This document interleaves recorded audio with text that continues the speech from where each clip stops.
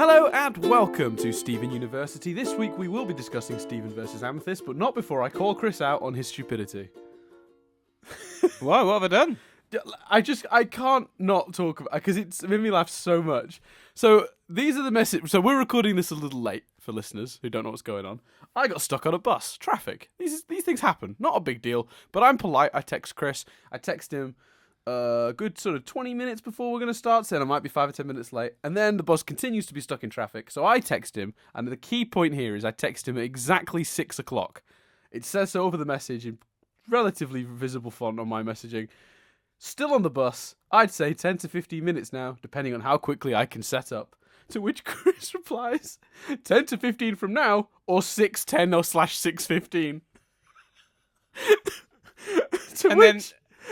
And then, what did I say? You said, 10 to 15 minutes. Sorry, missed the mins. No, that makes it worse, Chris.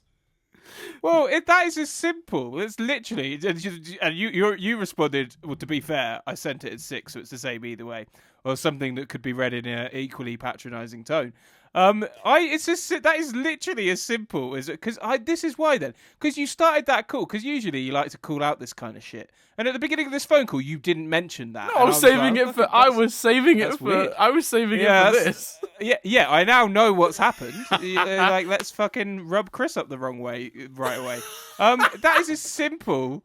That is as simple as me looking at the message at like 6:05. Like, I just didn't see the 6 o'clock bit, but I didn't read it.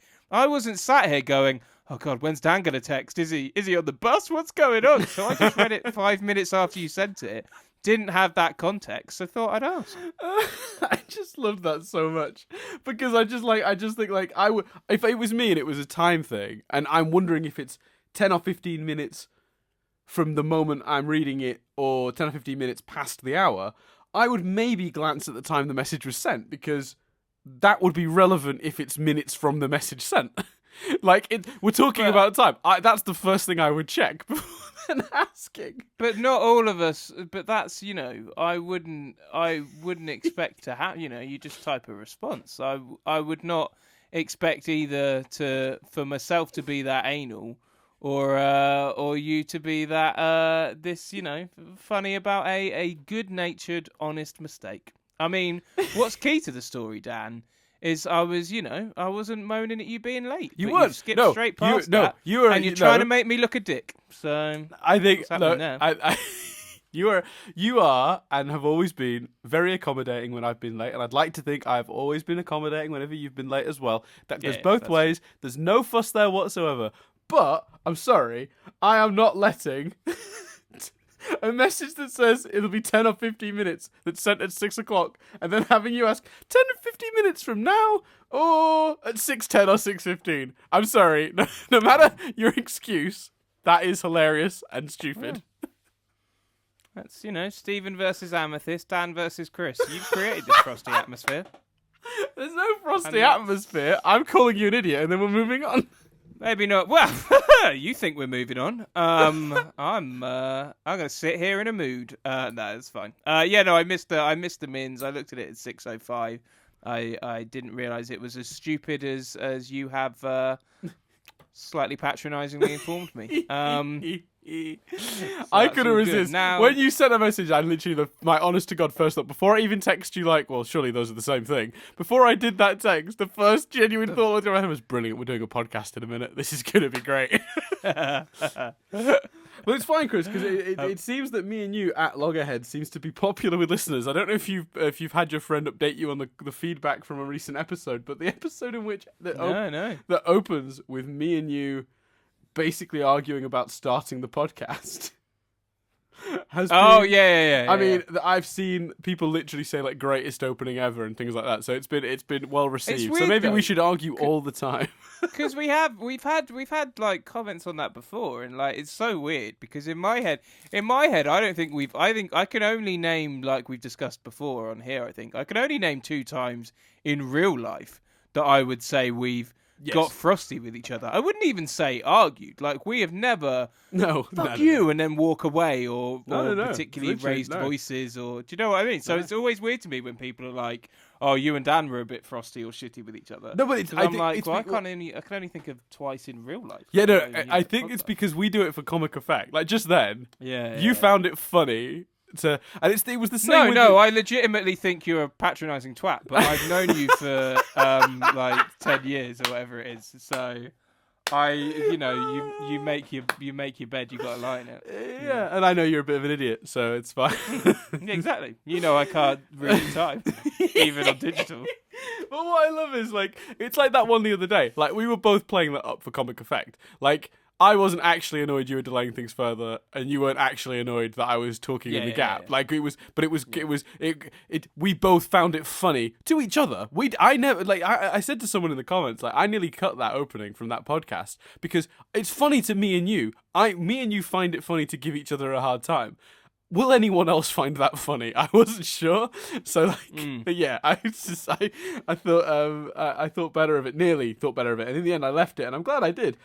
Because that's what I said as well to someone, which was like, if it's between the hello and the goodbye, I'm reluctant to ever cut. I very rarely. In fact, I cannot remember a time I've cut anything from this podcast that wasn't a technical glitch. So sometimes we'll have a technical problem and I'll have to stop for a minute, and it's a minute or two of me and you cursing at technology because something's gone wrong. I'll cut that because it's not relevant to the conversation. But I don't think I've ever made a conversational cut from an episode of Steven University. But I did think, because it was before the hello, I thought if there was ever a time I could make a slice, it was there. But I ended up just leaving it, maybe out of laziness. But I'm glad I did. The people want it. The people, so maybe let us know if you. At this point, Chris, with the tangents, we've made our bed. Banter. We need to just lie on it. Yeah, but I always maintain, I don't think the tangents. This podcast started out at 15 minutes long. Now it's about usually 25, half an hour, and I don't think we've ever tangented for 15 minutes. So I think people are getting more than they were at the beginning. Yeah, so we're about 7-8 minutes in now, so maybe we should get to the episode. Yeah. I'm trying to, but this is a weird one. So because essentially, the summary of the episode, but this is another one because essentially what happens is Amethyst is feeling low about what happened last week about the fight with Jasper. So Stephen is about to train with Pearl, and Amethyst decides to join them. So they go do the training. Amethyst and Stephen have a little competition. Pearl thinks Amethyst is letting him win, but she isn't. And then Pearl disappears, and Amethyst and Stephen have this bitchin' fight for 5-6 minutes, and then they make up at the end. This episode is essentially a fight scene, and that's awesome. But there's not, without complimenting the visuals and stuff. So do you think that's a fair summary of the episode? First of all, the summary covers the plot points, but I don't think it's necessarily fair to describe this as a fight scene, because I do think it goes a long way to actually giving us the most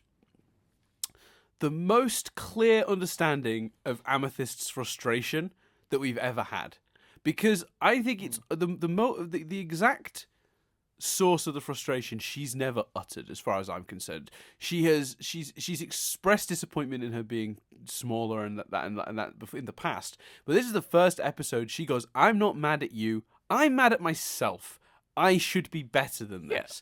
And having her lay it out that cleanly and that clearly, when it's normally so mixed in with a million other emotions, like that episode where she fought with Pearl at the kindergarten, the stuff she was uttering then, while definitely indicating the same sort of ideas as we're getting here, it was just made so much cleaner and clearer here.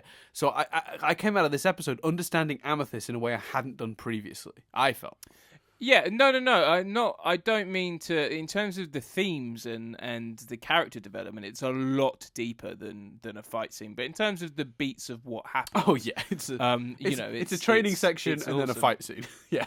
Yeah, and so my question. So my first, I really liked it, really enjoyed it. I thought the visuals were spectacular. Yes, you get really swept up in that fight, and you kind of it becomes, because the episode, I was a bit at very first I was like, that's odd that they chose a look. They chose not to go too deep with Garnet and Pearl's reactions to the fact that something clearly happened to Amethyst. And I still think that they could have done more with, because Pearl is then immediately oh, you're letting him win, even though. But then again, maybe in the past she's had a really casual reaction to it. I've got a theory on, not a theory as such, but my explanation of that is that I think Amethyst is such a force of both sort of joy and angst. She's basically the teenage one in terms of maturity. That her moodiness, I feel like there's a chance they may not have picked up on it as being unusual for her, and therefore may not have questioned it further. Does that make sense? Yeah, that's fair. I'm speculating slightly because there's no line in the episode that indicates that or anything like that. But my interpretation of it has always been a little bit that, you know, she's not the most cheery character running around the place usually, is she? She goes through these sort of weird moments of like utter chaos to these kind of like more relaxed down, just like, yeah, whatever. Like, she doesn't care about anything sort of stuff. So it would be easy to maybe think that in a moment of panic and, oh my God, you guys met Jasper, they might not pick up on the fact that she's actually looking pretty miserable about the whole affair. They could just maybe think she's either in shock or just being her usual sort of angsty self. And I appreciate that we can clearly see the difference, but that might be informed by the fact that we just saw the last episode, which ends on her clearly expressing dissatisfaction. Yeah, that's fair. And so that's what intrigues me. I kind of, because it comes just after the town-based episodes, because we're close to the season finale. I sort of expected this Amethyst, feels like this plot to be stretched out across a number of episodes.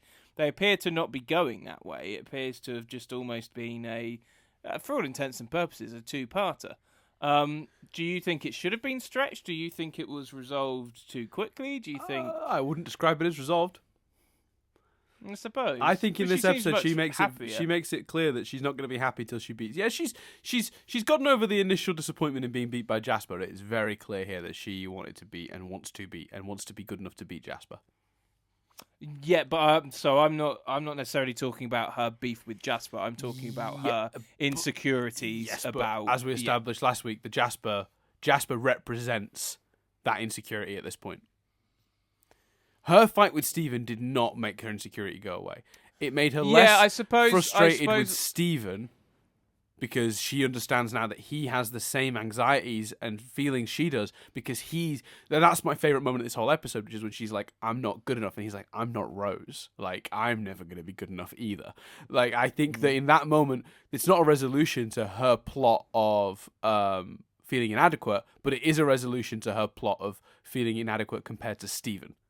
Because I guess maybe then I don't even mean her plot of feeling inadequate. I mean, I expected her to be sulking, basically, for like 5 episodes. Oh, right, yeah. I mean, it doesn't seem like she's like Pearl and Garnet when they fell out. They were angry with each other for 5 episodes. I was expecting Amethyst to be in a funk. But she I kind of like that not everyone reacts the same in the show, and I like that Amethyst's reactions are really unpredictable. I like the sort of chaos that Amethyst brings to the characterization in the show, because she is the least predictable gem. When anything happens, her reaction could really swing in a million ways every time, and I always find that fascinating. And as long as they keep the inadequacy thing, but now she's channeling it differently, because I know real people that do that, where something will happen that creates an emotional and sort of character upheaval in them, and the initial reaction is either sadness or depression, and then they galvanize and focus it as a force for good. So Amethyst, maybe she's stronger than she thinks in the real way, as Pearl would say, in that she has now gone, wait, let me focus this feeling of inadequacy instead of on being mopey and not doing anything. Let's focus now on getting better, on beating Jasper. Let's aim it that way instead. Like how you galvanized feeling shitty about being late into making me look stupid. Like, it's just focusing for energy comedic somewhere effect, else. which, you know, anything on these podcasts being described as comedic is a stretch at best. But in an attempt to create a comedic effect, yes. Do you want to hear about one of my favourite shots of the episode? Can I predict which one it? Would it be fun for me to predict which one it is? Yeah, go for it. Is it the one when Steven remembers his floats away, she grabs him and then whips him back down to the ground? No, although that is awesome. When he hits I the think ground that's in a cloud of smoke, and you see the whole arena, beautiful. Yeah. It's there's so much Oh gorgeous no! animation. Wait. and it's- Is your favorite shot of the episode a comedic visual gag? Because if it is, I know which No. one it is. Oh, it isn't. Okay. No, what were you thinking of When then? it cuts after Pearl goes, you can get something from the prize pouch, and then it cuts, and he's on his bed, and he's just wearing a silly jester's hat. And I just love the idea that he got that in the prize pouch. It took me even a minute to be like, huh? Oh, right. Yeah. Very good. First time I watched it, there was like 30 seconds of, why is he suddenly wearing a... Oh, yeah, Pearl points. I remember. I'm talking about. I think the animation of the fight was amazing. It was exciting. It was quick. You felt like, even though you felt like she could, like the bit where like she pushes him down and stuff, and you see the whole arena, the shot you were just talking about. Yes. I legitimately was like, what if can he like poof? Can he turn into just a gem like the others can? Like what's the situation there? Oh, you were wondering for a minute if he'd poofed. If he puffed, or if he seriously injured himself because he's half human. Like I didn't know which side is Gem's side or his human side, but I was legitimately thinking that. Like they managed. Amethyst doesn't really know, so she's playing with fire a bit in that moment. Exactly. No one really knows at this point how durable Steven is. Yeah. I've never seen like with the Avengers, like when they do those great in either Avengers film, you have scenes of them fighting each other. And they're great, and especially the one in the one where like the Shakespearean one where Loki quotes Thor and stuff, and it's Thor and Iron Man, and is Captain America in that one in the first one? I can't remember. But you kind of sit there and go, these are great. They're partly in there for the fans, and you don't particularly feel any jeopardy. This had two characters on the same team fighting, and I think that's commonplace, the Avengers thing. Whenever you see two people on the same team fighting, you don't really feel jeopardy. You felt shitloads of jeopardy in this. Yeah, definitely. And it's partly because of the animation, the character work they'd done, but the animation as well. Yeah, really so sells my favorite it. Yeah, it's brilliant. So my favourite shot of that is you see how good Steven is getting, and you're like, oh, that's awesome. And then when he gets up and holds out his hand to her, they angle it. The animation they use, the shot they use, is to angle it low. The camera angle, for all intents and purposes, is low on Steven. It's potentially just to represent Amethyst looking up, but that angle is traditionally used when you want to make someone seem powerful, when you want to make someone seem important and in this case grown up. Like that angle they use of Steven, like you forget how small he is. He looks almost like a man, and then when he pulls her up, we cut back to a wide, and it's a more straight camera angle, and he looks like a kid again. He looks like a boy. They're both quite short, all that kind of stuff. But that angle when he reaches out his hand, and it's like, this is like Steven. It isn't just like Steven. This is Steven. It's like almost a moment awesome. you could have imagined Amethyst just being like Rose, like because he did look. Yeah, he looked like him. He looked empowered. Agreed. Yeah, 100%. Yeah, and it's so clever because they've managed to, like I say, I know it's not a camera angle because it's animation, but for all intents and purposes, they've not, other than the fact that you could make an argument that he's a bit bruised and battered, so maybe that also makes him look older, but they've not animated him differently, but they did a different angle on the animation on the camera, and the effect of that is brilliant, and like fair play to them for going that, because like you so could have easily had him more bruised and battered, and maybe some soot from the dust of when he hit goes in his hair and it's slightly grayed or something like that. You could have done that cheaply, but to treat it like a shot and to treat it like a camera angle and do it that way, brilliant stuff. It really was, and I think it's really cool for me as well because I'll be honest with you. I remember when you tried watching Avatar: The Last Airbender. There were times we would talk about it, and you were like, "Yeah, I get it. The themes are good. The characters seem good." And there were elements of it you were talking about that you clearly were enjoying. You were clearly starting to see the potential drama they were setting up for where that show goes, and you were sort of appreciating that. But I never heard you talk about the show's animation. In fact, I've never heard you compliment an animated show visually. until we started doing this. And I remember the very first time you did it on this was when we watched, I think it was one of the first, it was probably the first Lion episode, when they changed the color palette inside the sandstorm. And you were like, oh, that looked great. Yeah. And it is so cool for me to hear you now, like, not just talking about, like a color palette shift, but like the actual way they're framing it and the way they're drawing it and the expressions they're using on the face. Like, there is a real art to these things, and the way that they can express, the way that they are able to express so much with these drawings is remarkable. Like, I watched Coco recently. You know, the new Pixar film. Mm-hmm. Yeah. And towards the end, like, I was starting to well up a little because there's a really sad element to it. And I remember just thinking, like, who put all these onions in here? Like, it's crazy. And I just thought, like, that's just pixels. It's just pixels. It's not even it's not a person. These are not people. This is a geometric shape talking to me. Do you know what I mean? And like, you just think like the artistry that goes into making them feel human enough for you to get anything from them is remarkable.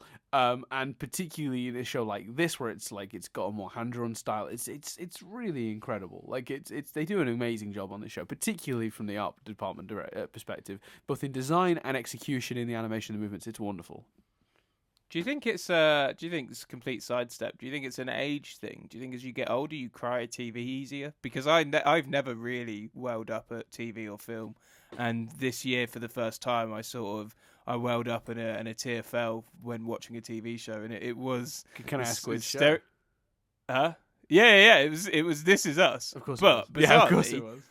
But bizarrely, not one of the bigger moments. It was the moment that, spoilers for This Is Us, not like a death or anything, or even the aftermath of the death. It was when they did that trilogy of episodes called, just in case there's any crossover between Steven Universe and This Is Us fans, you'd be interested to know what scene.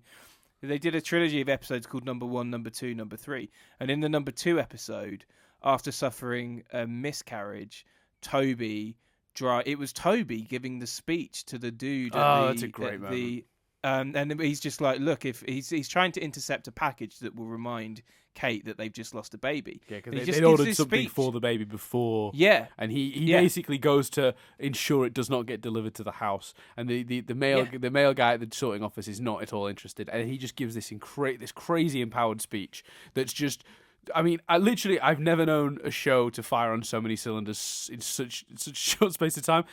Everything from the way it's shot to the performances of both the actors in the scene to the exquisite writing. It is beautifully done. Brilliant. That sequence is incredible, 100%. And it was and it's like one of the characters isn't even like he's just there for the week, like. But literally, it's he adds his like one scene, like Even he's great because he kind of is like, here's the package, and Toby's just like, do you want a baby bath? And the guy just realizes, and you just see the guy kind of have this moment, and then like there's this bit like beautiful. So it's really well done. So I don't know. It's incredible. That's Dan's show. What's making you cry on TV? Dan? It's seriously, like, if you're not watching that show and you like drama, like, you should be watching This Is Us. If you like straight drama, watch that show. It's really good. Yeah. So I don't know if that's an age thing. Let us know below whether you're a crier to TV, and whether you think I'm going to cry to Steven Universe. Predict a moment. I won't look. Dan will look. I've still not cried at a show, but I definitely welled up a couple of times in recent years. And like I said, Coco particularly, there was a point when I was like, it was really effective. Have you seen that one yet? I assume not. Because of course, animation makes your heart so cold. No. I know. I like the Pixar movies. No, I know. The Pixar movies are great. Okay. Yeah. So back to the show. I'm going to try and make it link. And like This Is Us, sometimes This Is Us, you get the characters really kind of saying how they feel, but they say it really eloquently, and they get away with it because of that. In this, they get away with it in Steven Universe because there's only 11 minutes to tell the story. So you kind of have to do it that way. Do you agree? Do you think... we've discussed about the skipping over of her changing moment. So again, the dialogue, so much is being said during the fight scene, but that dialogue at the end, like you've already pointed out, where she just says, I'm not I'm not tall, I wasn't finished. And he's like, well, I'm not Rose. And Mm-hmm. I just love how they animated and wrote her just being like, oh, Stephen. And then just that they're fine and stuff. And it's brilliant. I think that's the moment that like she becomes like she refocuses to Jasper. She made Steven the source of her inadequacy. The problem's not Jasper, it's that I used to not be the worst one, and now I'm the worst one.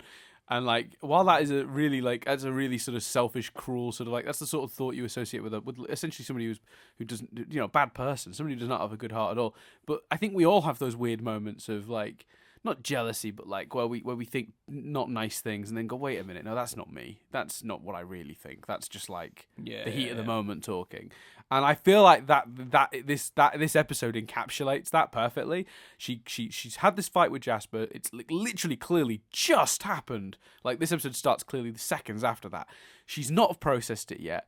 And it's that moment with Stephen where she goes, no, I focused this all wrong. The problem isn't that I'm now the worst gem or whatever. That's nonsense. That's just me putting my blame on Steven.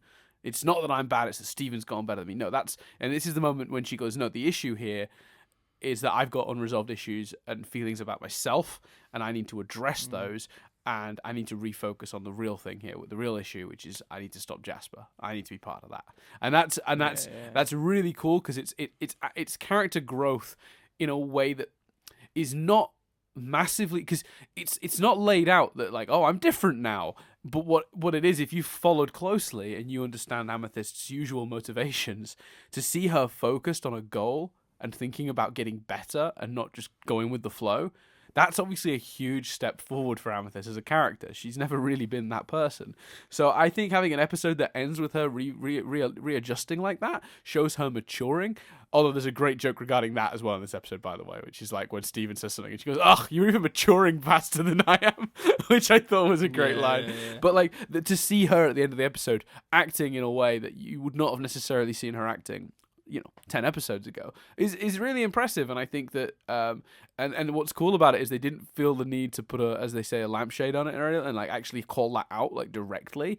Instead they simply if you've been following her choices and her thought process prior to this, and you've sort of and you followed the character's progression, you realize this is actually quite a significant step in the right direction for her, even if the episode doesn't spell it out. And that in itself is again with the show when it's at its best, which is just like cool character stuff that you've got to dig to find. It's something you say often, like what this show does in 11 minutes.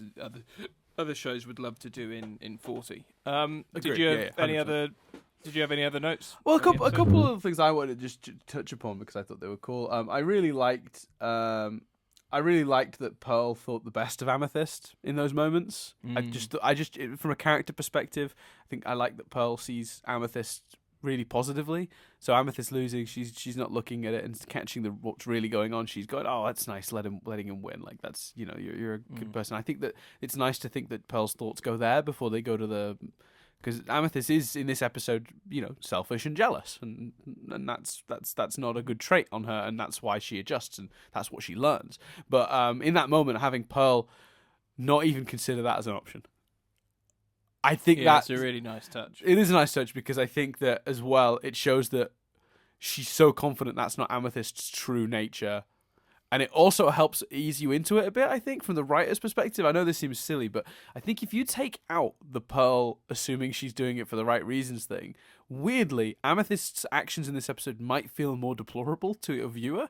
But I think because Pearl makes that immediate assumption, you go, no, well, Pearl trusts that Amethyst is doing the right thing. So she's good at heart, and we know that. And Pearl clearly thinks that too, even if she's not got it right here.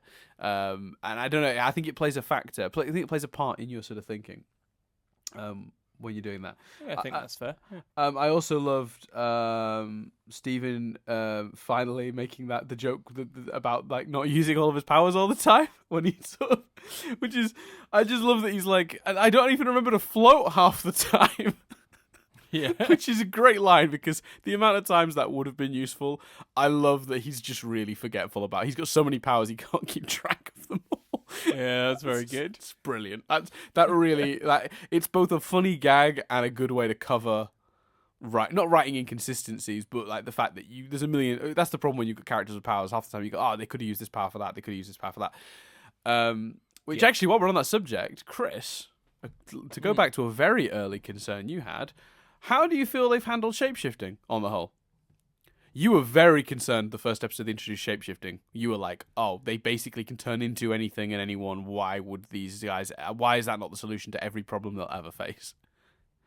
Well, I think like this episode shows, it's even Amethyst doesn't necessarily turn to it.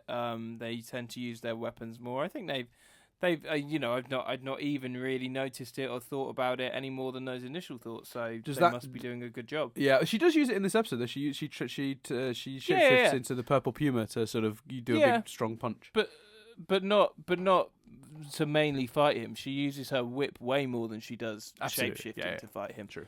So yeah, I think it's been used fine. I like the notion that Amethyst does a lot of it, but otherwise they prefer to, use weapons and all that kind of stuff. How did you feel? Because you could argue exactly the same about fusion. Why aren't they always just all fusing into?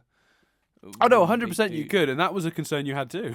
These are things you talked about early on, and I remember at the time being like, "Yeah, there's just not been an issue," and I don't know if that in my head I don't know if that's the writing or if it's just that they've explained it enough in a way that I don't feel like that is the best option for them. Like they've made it seem like fighting like the way they do is the superior approach. So I've never really been like annoyed about it. So I don't know. I've been torn on that one. I think it's the writing. I think the writing's made it work. Yeah, I think you're right. I think you're 100% right. And I was a little bit conflicted when I watched this because I think now thinking back on this episode, when I first saw this episode, basically, I thought Steven was acting pretty immature when he was very obviously letting Amethyst win the video game midway through the episode, the thing that leads to their actual fight. Because I just thought, oh, come on, Steven, you surely are clever enough to know that she's gonna know you're doing that and then react badly to it. Like this is not a mature move. But watching it this time, I was just like, oh no, this is just to remind me that he's still a child. He still sees things really simplistically and thinks that's gonna help. Like I think it's that. I think my bigger problem with the game stuff is it just goes on a bit too long. We have the setup of Steven working out which person to make her what weapon would work well. We have them doing it. We see quite a bit of them having the fight and her slowly realizing. I think just if you'd have said to me you can chop 30 seconds off that and get 30 seconds more of the epic fight scene, I'd have chosen that route. Yeah, I see. Yeah, that's fair enough. Yeah. That's my bigger thing. I understand what you're saying, but personally, that's my bigger gripe with the video game. Yeah, stuff. more than the potential of making Steven look a little less mature than he's shown elsewhere. Yeah, because but I do think it serves a purpose as a scene. But you're right. It maybe could be trimmed without affecting its impact. Do you want some hints? Do you want some trivia and bits and bobs from the episode? Yeah. So this is obviously the first episode in which Steven learns his bubble can grow spikes, which, by the way, is one of my favourite moments. Which he's like, I can do that too. That's awesome. That's something that does come back, obviously, every time he learns a new thing. That didn't bother you that he learned a new skill? No, because I just found it really entertaining, and plus it's an extension of the bubble. I would argue that's not particularly. That's not the same as him suddenly being able to fly. Yeah, fair enough. And with the suddenly being able to fly thing, I do find that funny because obviously it was interesting because Rose could clearly float too, so it was Yeah, we've had that. We have. When they're choosing which characters to play on Lonely Blade, one of the playable characters is a polar bear that resembles Ice Bear from Cartoon Network's show We Are Bears. And there is another character, and this is the one I got immediately, resembled Mokujin from Tekken, who's the tree guy from Tekken. Oh, right, okay. And I thought that was really cool. Amethyst is holding what is clearly a GameCube-styled controller, but it says on it the word dolphin, which is a reference that I got instantly because the GameCube's code name was the Nintendo Dolphin when it was still in development. That's cool. I didn't know the dolphin thing, but it's very clearly a GameCube. Yes, yeah, absolutely it is. And the dolphin thing I thought was neat because I remember being like, I remember being in like year 7, so like I'd have been about 11 years old, and hearing reading somewhere that they were developing a new console and it was called the Dolphin. And I didn't realize it was a code name. And I told all my friends at school, I was like, it's going to be called the Dolphin, the next Nintendo console. I promise you, it's called the Dolphin. That I read it. And then it wasn't. And they were like, what are you talking about? And I had to go look it up at some point, once I had more regular internet access. I'm like, see, it was going to be called that. Or it was at least codenamed that. I like the idea in my head you didn't like sort of get that internet access and remember until you were like at uni and like you emailed them all. He hadn't spoken in like 5 years and you were like, fuck you. It would have been like a year later that we had access to it in school, or maybe 2. But it's funnier my way. Yeah, you're right. They're like, I was right. They're like, you're 25, Dan, shut up.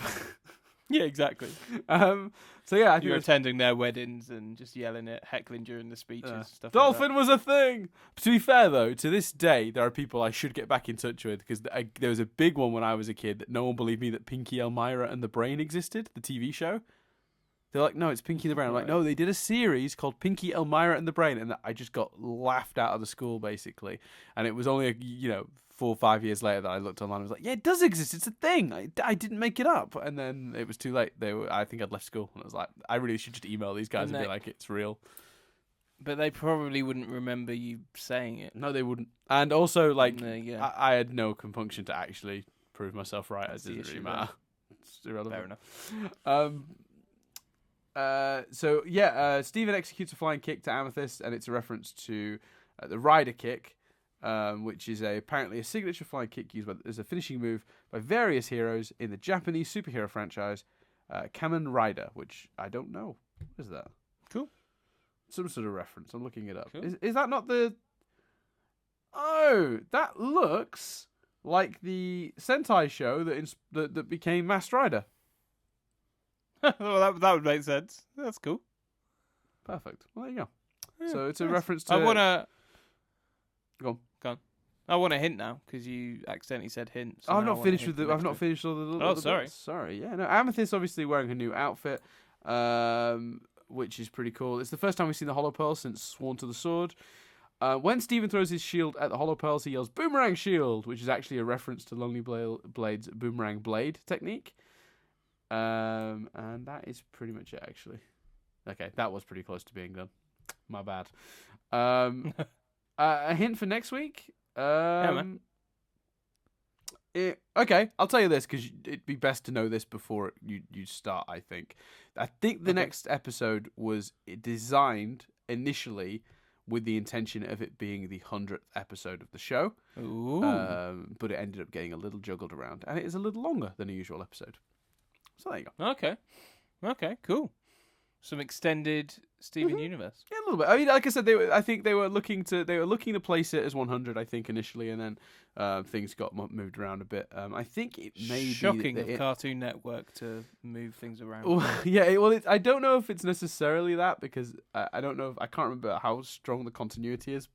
It might be that this was always the order, but then one of the production codes for an episode that would have gone earlier in the season maybe ended up getting used on bonus stuff. I'm not sure. That sometimes happens. So they'll lay out the episodes for the season and they'll lose an episode in the middle and it becomes a production code thing. So it becomes like a that production code gets assigned to like the digital shorts or something. Like, do you remember that time we watched all the shorts from that season? Yeah. All those shorts together made up one episode of their season, production wise. They were given the budget for all that way, and that. So So I don't know how that exactly works, but it could have been something like that. In this case, basically what I'm saying is I don't know for sure if it was a Cartoon Network or not. But when we get to that episode, I'll have the trivia open, and hopefully maybe I can put some clarification on that because I actually don't know the exact reasoning. That's me speculating. So yeah, there you go, a little hint. Yeah, that is intriguing. I'm wondering if something big's going to happen because it's longer and was going to be the 100th. Mm-hmm. I mean, it's reasonable to assume that as a result of that it would be a key episode in many ways. But I think in the past this show has done key episodes and made them really, really feel big, even when the actual what's happening is actually quite low key and like. Because when you think back to Ocean Gem, Mirror Gem, it felt like such a huge thing, but really they just introduced a new gem. And then she flew away. That's true. And true. while that is very dismissive of all the character work and the cool visuals and the fights and all that stuff that happened in that episode, when you're actually thinking about the progress made in that episode, it only served to raise more questions than it answered.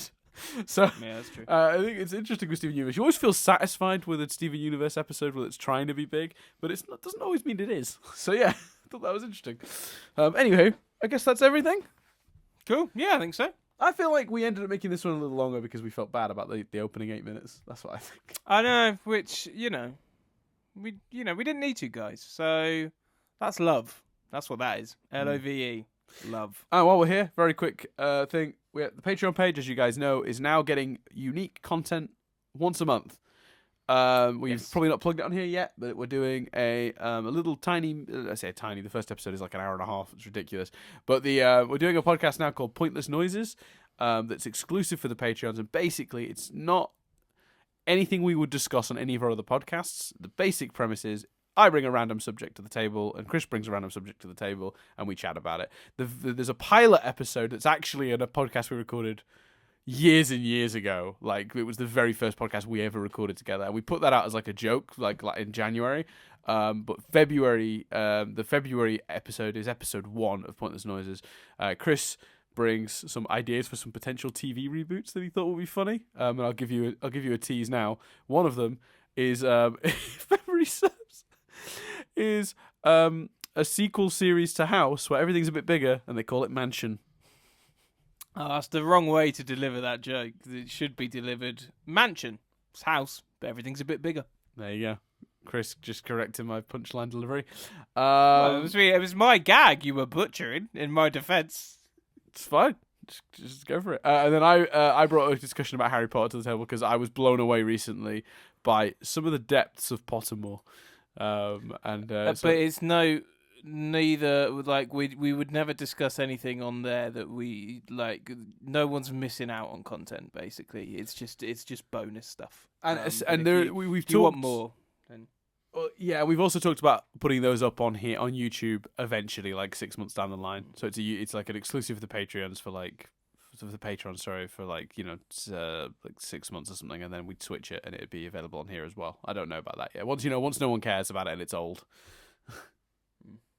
So yeah, check that out. So yeah, feel free. It's only, I mean, the minimum one is like what, like $2 a month. Yes. And it gives you access to all that content. So I say all that content, that very specific content I've just mentioned. So yeah, we're going to be doing that once a month going forward. It's just not a big thing, but it's a little something, and you're helping us out, especially now we've been demonetized. Fun. YouTube. Damn you, YouTube. You are my sworn enemy. One day we shall meet in the field of battle, and I shall leave victorious. Dan versus YouTube. 2018. Anyway, cool. That's everything for this week. I've been Dan Doolan. I've been Chris Billigan. And we'll see you next time as we discuss Lion's Shirt.